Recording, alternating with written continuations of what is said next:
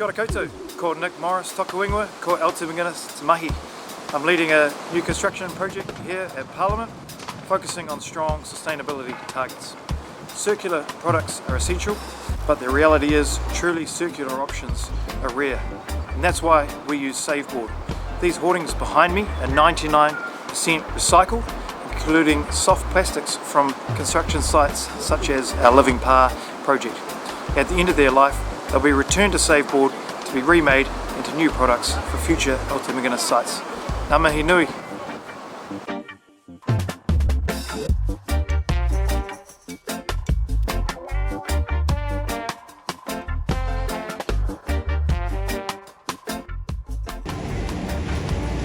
So this is part of the process.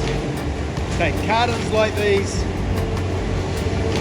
soft plastics like these, offcuts and end-of-life boards like this, make our multi-use products like what McGuinness use in our hoarding. So check this out.